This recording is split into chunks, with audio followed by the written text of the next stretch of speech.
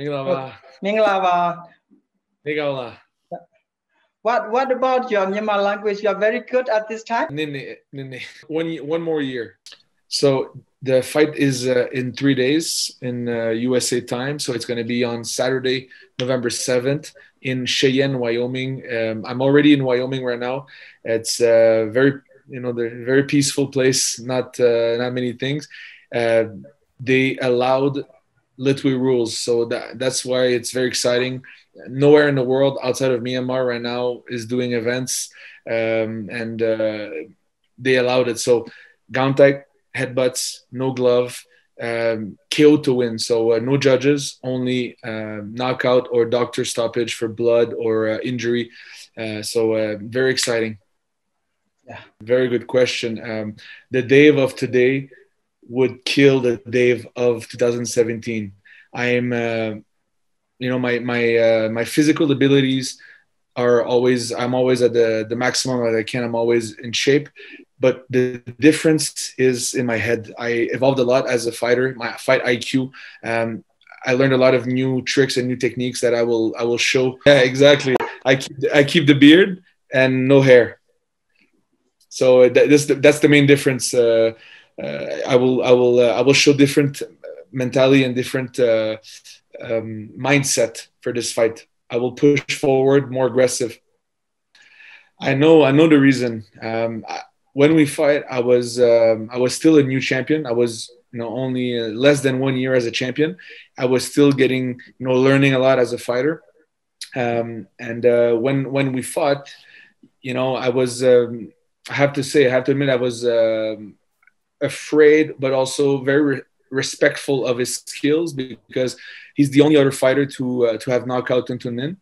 So I was when the promoter proposed that I fight Cyrus, I obviously said yes because my job as a lightweight champion is to always accept the champion. I cannot refuse any challenger if they have a good record. Otherwise, I will not remain champion. So I was so when we fought, he had 110 fights. I had only 25 fights. So he had a lot of experience, and I know that he was very dangerous with spinning elbow, spinning kick. He did spinning elbow to Tuntun Min. He did also spinning kick to Tuntun Min. So I was very cautious, but too cautious. I was too cautious, and I was also not cutting the ring. So I was letting him run around.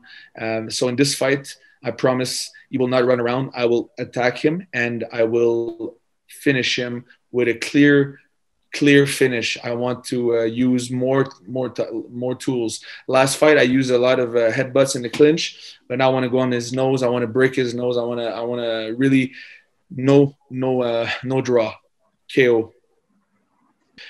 My dream is to defend my belt for the 9th time. So the traditional title.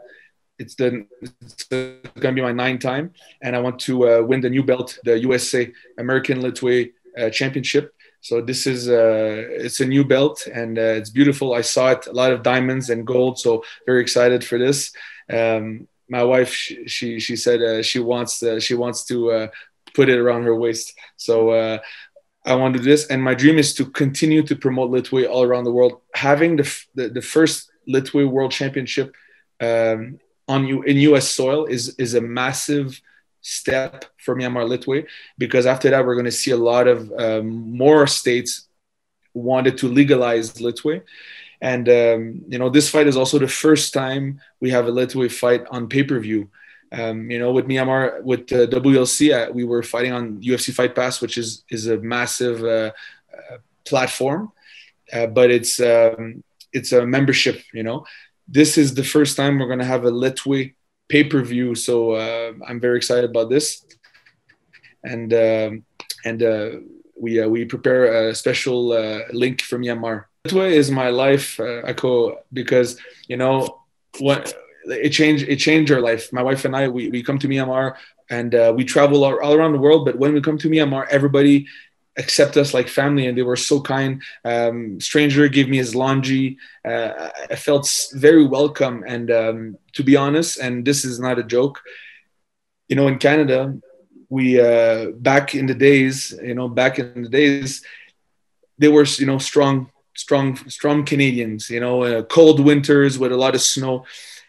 But in nowadays, not a lot of people fight. They don't have that warrior spirit. And in Myanmar, what I like is that everybody is very kind, very polite, very humble, but also very strong fighters. So, and I think I'm like that. I try to be very kind outside of the ring, but then when I'm in the ring, I don't play. I don't make any games. I mean business. So I really relate to Myanmar people. Like it's same as me because so for me it was very easy to get into the culture. And I'm in USA right now, and I have my Cayenne shirt and I have my Longi. So this is part of our life. It's part of my life, and it's not just for show. I really live the Myanmar lifestyle. I was in Dubai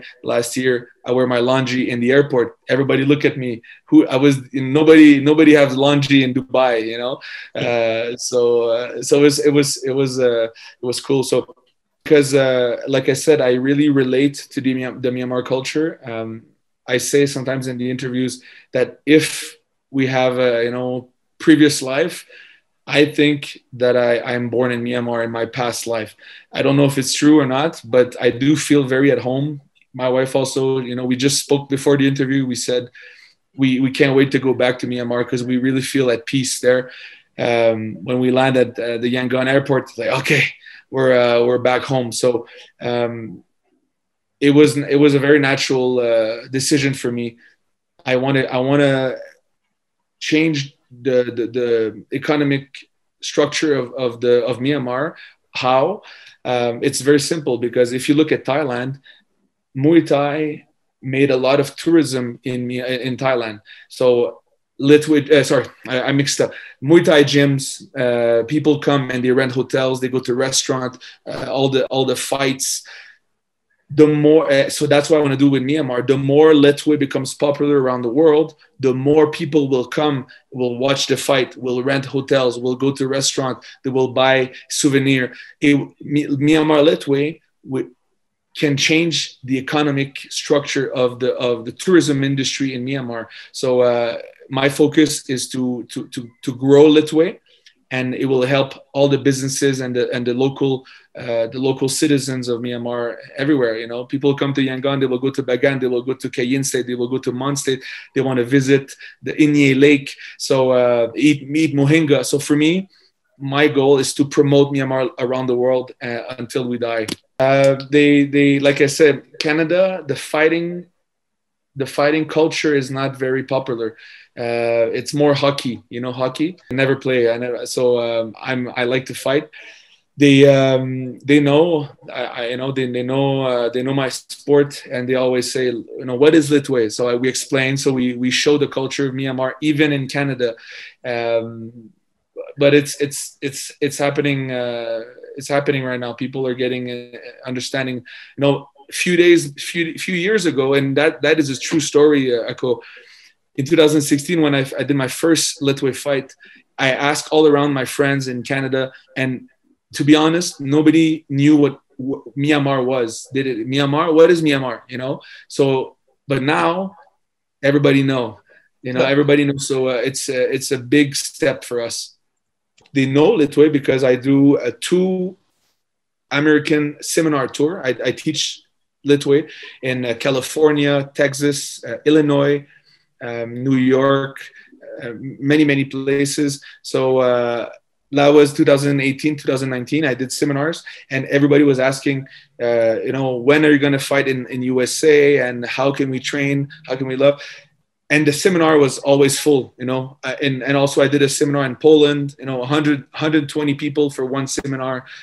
So people are very excited for Litwe, and they know the difference. They know that there's no glove. They know there's Gauntaik. They know. It's the first time I will fight Litwe in a cage. If you look in a few years ago, Tui Ma Shang fight in a cage. I don't know if you saw.